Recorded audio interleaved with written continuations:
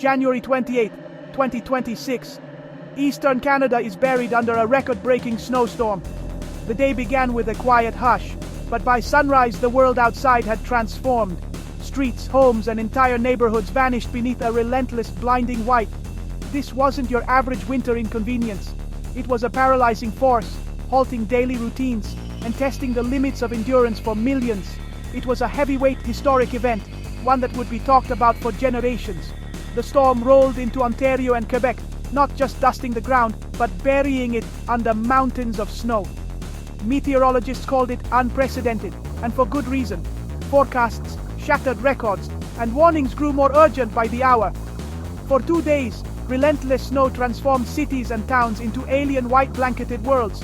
Familiar places became unrecognizable, and silence hung heavy in the air.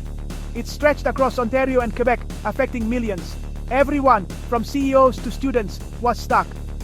No one was immune to the storm's reach. Nature hit pause on society, reminding us who's in charge. The usual hustle faded, replaced by a collective effort to endure and adapt. Now, as Ontario and Quebec dig out, the storm barrels east, giving the Maritimes their own taste. Communities brace for what's next, learning from the chaos left behind. The stories and images flooding in are staggering. Social media is awash with tales of heroism, frustration, and awe at nature's power. This wasn't just a storm, it was a record-breaking, chaos-inducing event that's defined the start of 2026. It's a moment that will be etched in memory, shaping how we prepare for winters to come. And its impact is only just beginning. As the snow settles, the true scale of this historic storm and the resilience of those who weathered it will come into focus.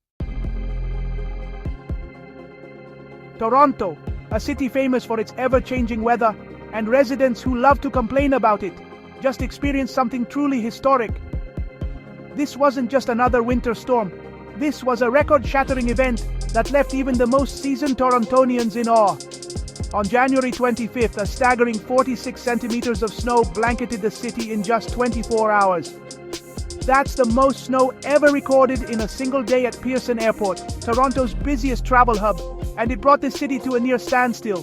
To put that in perspective, some parts of Canada don't see that much snow in an entire month. But here, it all came down in one relentless, unforgettable day, transforming the cityscape in a matter of hours. When you add up all the snow that fell in January, the total reaches an astonishing 88.2 centimeters. That makes this the snowiest January Toronto has seen since records began back in 1937, nearly a century ago. Across the city, cars vanished beneath thick blankets of snow. Doors were blocked by towering drifts, and the iconic skyline disappeared behind swirling whiteout conditions. For many, it was hard to believe this was still the same city. The transformation was dramatic. Snowbanks rose higher than parked cars, turning familiar streets into narrow, icy corridors. The usual city sounds, traffic, voices, the hum of daily life, were muffled, replaced by the soft hush of falling snow and the distant scrape of shovels. Clearing the streets was only half the battle. With so much snow, the city faced a new challenge: where to put it all. Snowplows worked around the clock, piling snow into massive mounds in parking lots, and even hauling it away by truck. The sheer volume of snow was something Toronto hadn't faced in living memory. Neighborhoods were unrecognizable, and daily routines were upended as residents struggled to dig out and get around. News crews fanned out across the city, capturing scenes of people digging out their cars, neighbors helping each other, and entire communities coming together to face the aftermath. This was a storm that would be talked about for generations, the day Toronto was buried, both in the record books and under a mountain of white. It's a powerful reminder that even the largest, busiest city can be humbled by the forces of nature. For a few days, Toronto was silenced, its energy subdued by the sheer weight of winter. The Great Storm of 26 has now become part of Toronto's legend, joining the ranks of the city's most memorable weather events. Stories will be told, photos will be shared, and memories of this extraordinary winter will linger for years to come. As the city continues to dig out, one thing is certain: Toronto will never forget the winter when the snow just wouldn't stop falling. Toronto's constant motion came to a halt. Highways like the 401 and Don Valley Parkway became parking lots, cars stranded and buried, public transit struggled, buses stuck, streetcars frozen, even the subway hampered.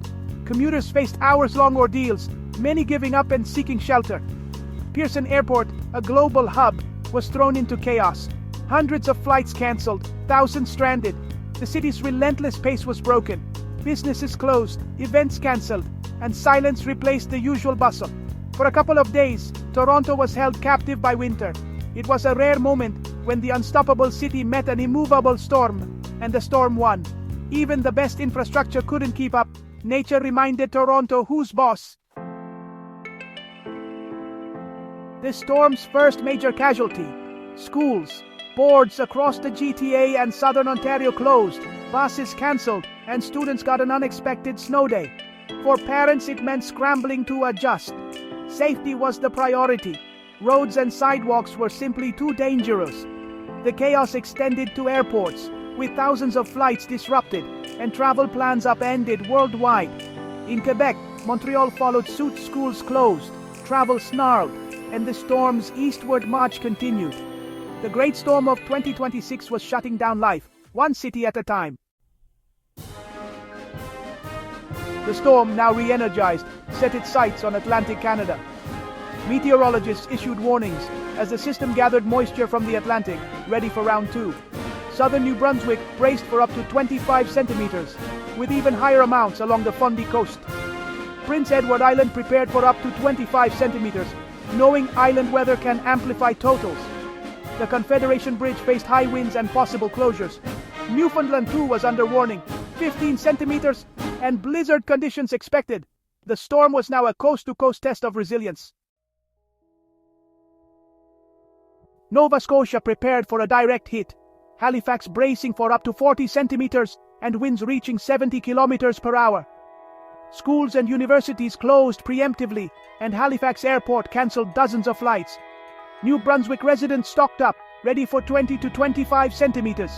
Local leaders urged everyone to stay off the roads. On Prince Edward Island, the mood was tense. Schools closed, government services curtailed, and communities hunkered down. Islanders know storms are a community event. Neighbors check on each other, and everyone rides it out together. Across the region, safety and preparation were the watchwords. The Maritimes were ready, but wary. As the storm hit the Maritimes, heavy snow and fierce winds created whiteout conditions. Authorities across Nova Scotia, New Brunswick, and PEI urged everyone to stay home. Halifax's mayor warned of major disruptions, and emergency officials echoed the call. Stay safe, stay off the roads. Widespread closures followed. Schools, businesses, government offices all shut down. The goal: keep people safe and roads clear for emergency crews. Residents checked emergency kits, stocked up, and listened to the wind howl. Despite the disruption, communities pulled together, embodying Atlantic Canada's resilient spirit. The storm was a test, but also a reminder of shared strength. What sets this storm apart? The aftermath. Usually, a thaw follows a big snow, but not this time. A deep freeze is settling in, with no melting in sight for weeks. The snow that fell, 46 centimeters in Toronto alone, will stay, turning into solid walls of ice. Sidewalks and roads will remain treacherous, and city services will be stretched thin. Snow removal is now a marathon, not a sprint. Crews hauling snow to dumps that are filling fast. The storm's legacy is its staying power, a frozen landscape that will shape daily life for weeks. This isn't just a cleanup, it's a long-term challenge. The great dig-out of 2026 has only just begun.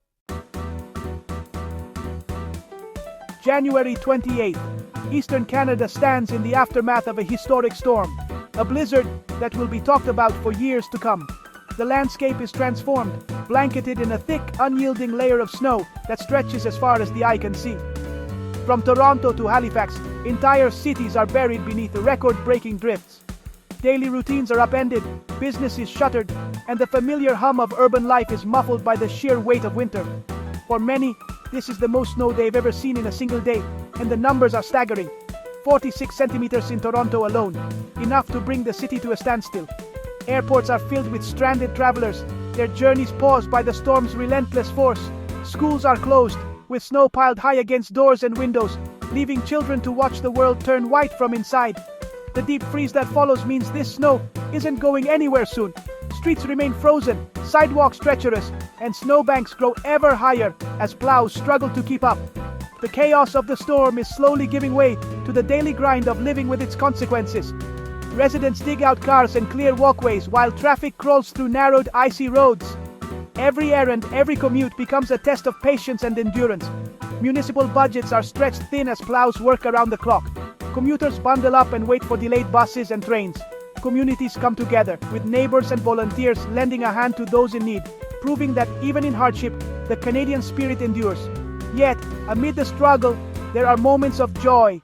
Families building snowmen, neighbors sharing stories, and children making memories that will last a lifetime.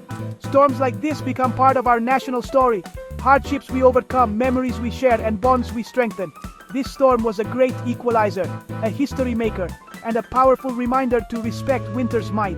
It brought people together, regardless of background, in a shared experience that will be recounted for generations.